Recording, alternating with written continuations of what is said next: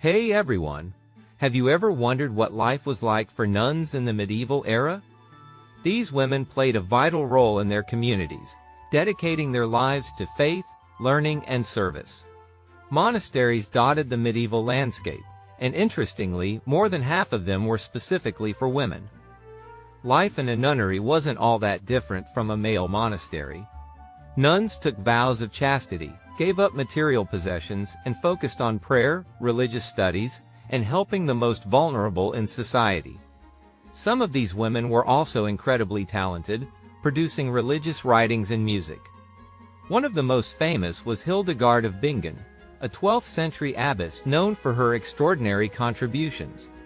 The concept of women dedicating their lives to spirituality dates back to at least the 4th century, if not earlier. In those days, Christian women embraced a simple, ascetic lifestyle, living in chastity and devoting themselves to God, knowledge, and charity. Some even gained fame for their dedication, like Saint Mary of Egypt, who went from a life of sin to spending 17 years in the desert as an ascetic. Initially, ascetics lived solitary lives, only coming together for communal prayers. But over time, they began forming communities, sharing meals, accommodations, and responsibilities. This communal lifestyle eventually evolved into what we recognize today as monasteries and nunneries. By the 5th century, the idea had spread across Europe, thanks to figures like Saint Benedict of Nursia, who laid down rules for monastic living and founded the Benedictine order. His twin sister, Saint Scholastica, is said to have established monasteries specifically for women. To maintain focus, nunneries were often set far from men's monasteries, though there were exceptions. In some places, like Northern Europe, mixed-gender monasteries existed, such as Whitby Abbey in England. Despite these distinctions, life in a medieval monastery was remarkably similar for men and women. They followed the same texts, shared common practices, and adhered to strict routines. Donations of land, money, and goods from wealthy patrons often sustained these communities. They also managed their own estates, generating income through rents and farming. As time went on, another form of religious devotion emerged, the mendicant orders.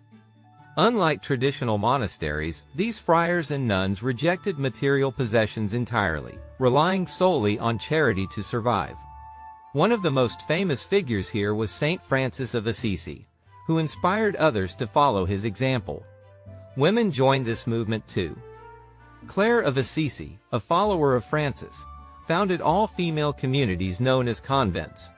By the early 13th century, convents were flourishing, though the church placed restrictions on female mendicants, barring them from preaching and confining them to their convents under strict Benedictine rules.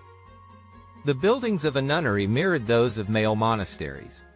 At the center was the cloister, surrounded by key structures like the church, refectory, and living quarters. Nunneries often housed sacred relics, which attracted pilgrims. They even had cemeteries where nuns and paying laypeople could be buried, their resting places blessed by the prayers of the community. And for many women, joining a nunnery wasn't just about devotion to God, it was also one of the few paths available to them. Aristocratic women, in particular, often faced limited choices. They could either marry or dedicate themselves to a religious life, and for some, the latter offered more freedom and purpose. Families sometimes sent their daughters to nunneries for education, the best education available to girls at the time, or simply because they couldn't afford to marry off all their daughters. These young recruits, called oblates, would enter the nunnery at a young age.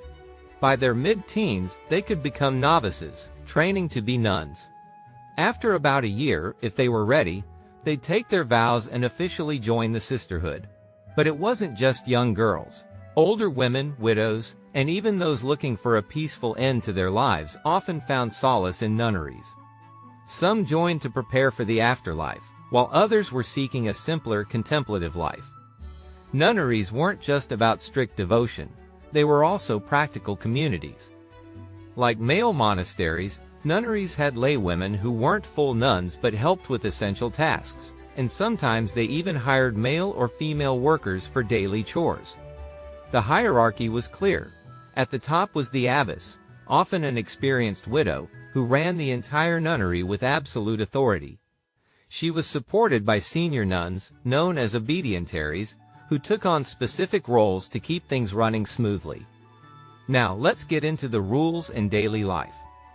Most nunneries followed the Benedictine rule, though some adopted stricter codes, like those of the Cistercians. Virginity was once considered essential, symbolizing purity and devotion. Over time, though, the focus shifted to spiritual commitment, allowing widows and married women to join if they could embrace the ascetic lifestyle.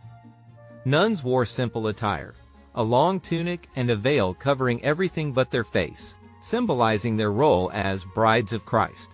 Their hair was kept short, hidden under the veil, and they rarely left the confines of the nunnery.